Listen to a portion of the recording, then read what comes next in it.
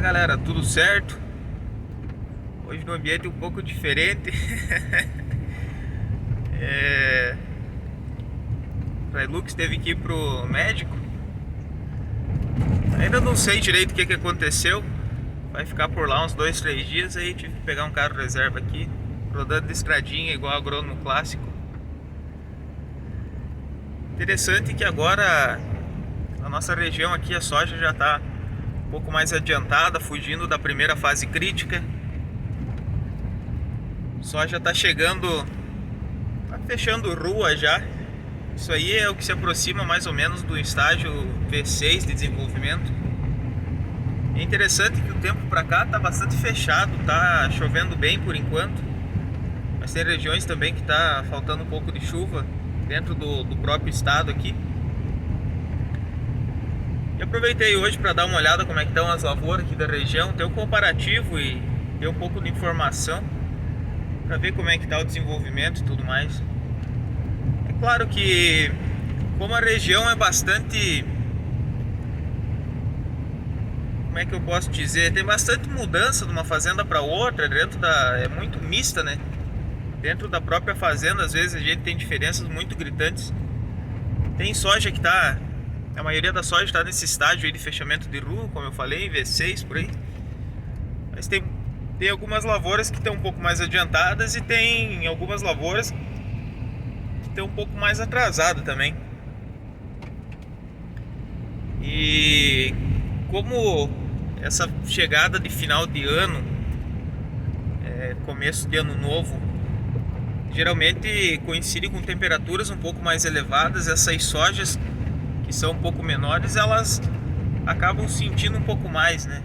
Já que vai ser planta menor, com sistema radicular ainda não tão desenvolvido, pela questão da idade da planta mesmo, elas acabam sofrendo um pouco mais com temperatura um pouco mais alta. Por isso que é importante o produtor, quando ele for plantar a soja, ou seja lá a cultura que for, ele tome cuidado com as janelas, né, de plantio, para não fazer um plantio muito fora da janela, não adiantar muito e também não atrasar demais o plantio dele em relação ao que é recomendado para a região, para não ficar exposto a esse tipo de condição, né?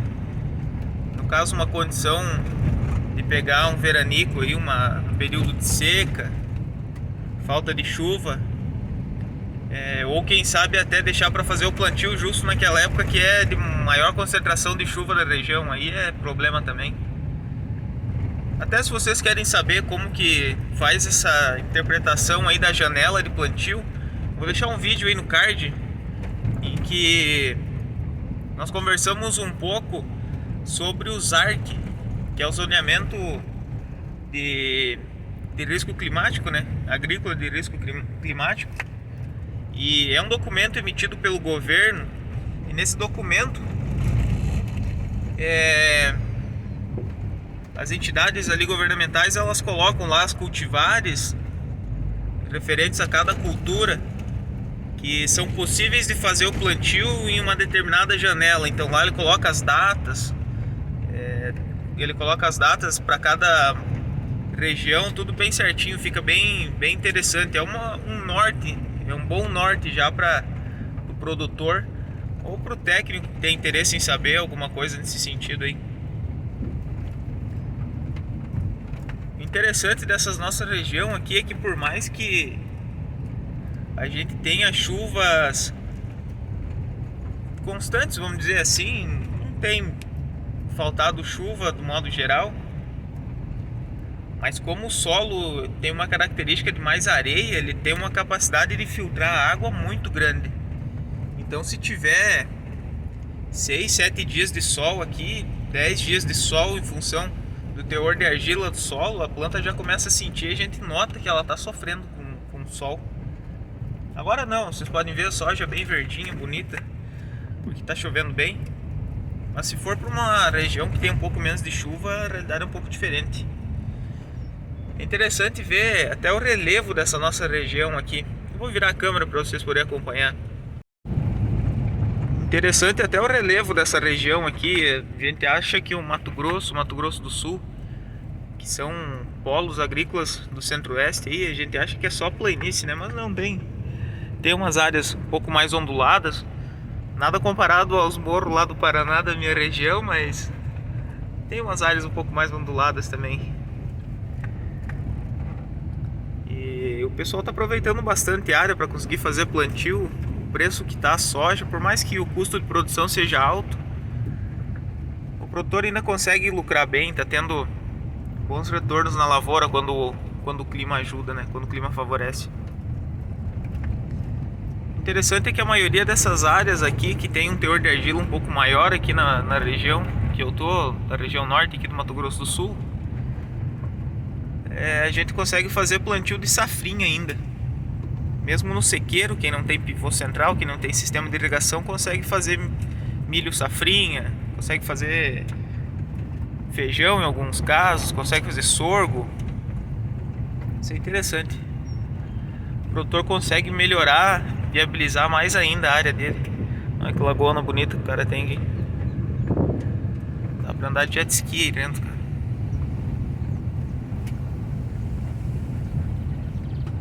Uma região como essa acaba se tornando muito atrativa pro produtor que investe, pro produtor que quer crescer um pouco no setor agrícola.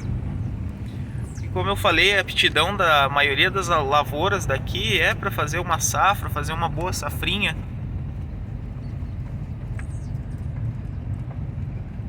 Então o produtor acaba conseguindo lucrar bem, fazer um bom retorno em cima do valor que ele investe, né, por unidade de área. O pessoal já começou a fazer as aplicações também nessas sojas aí. A gente consegue ver os rastros. Primeira de fungicida, fazendo inseticida agora no fechamento de rua, já foi feito limpa, né? No caso, glifosato,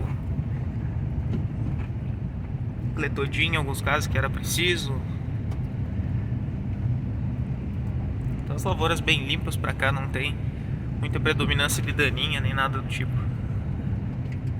É claro, sempre tem as exceções também, né? Tem produtores que às vezes dá uma descuidada e acaba desenvolvendo na lavoura dele alguma daninha.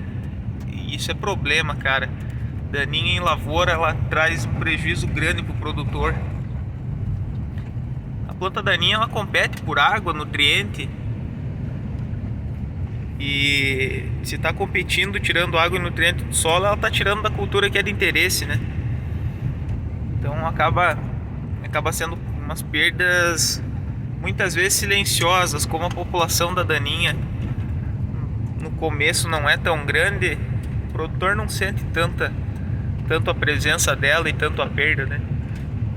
Mas com o passar do tempo isso aí vai ficando mais agudo à medida que a população de daninhas vai aumentando, e aí começa a ser problema. É difícil de controlar, as perdas em relação à produção são grandes, e aí começa a virar um problema um pouco maior. Isso aí é complicado, cara. A daninha tem que manejar logo no começo, enquanto a infestação é baixa, enquanto as plantas das daninhas estão pequenas ainda, que é mais fácil da gente ter produto que pegue, que controle. Depois que elas estão estabelecidas na lavoura é mais complicado, cara. Não dá pra vacilar. Mas olha só como é que tá o padrão das lavouras aqui. Tá bonito, vindo bem. Isso aqui também é um problema, cara. Como aqui no Brasil, de uma forma geral, a gente tá passando por problemas com cigarrinha. A gente não foi desenvolvido ainda produto capaz de controlar de uma forma eficiente as cigarrinhas, né? O problema da cigarrinha nem é ela em si. O problema da cigarrinha é que ela é um vetor dos chamados molicutes, né? Que é o enfesamento que a gente conhece. Aí esse enfesamento que é o problema. E não tem tratamento pro molicute em si, e a gente não tem produtos que sejam eficientes ainda no controle da cigarrinha. Ela reinfesta muito rápido, então é uma praga bem complicada por enquanto. Então o que a gente faz é integrar um monte de métodos, um monte de manejos para tentar minimizar o efeito da cigarrinha, tentar diminuir a população dela para diminuir a infestação, né?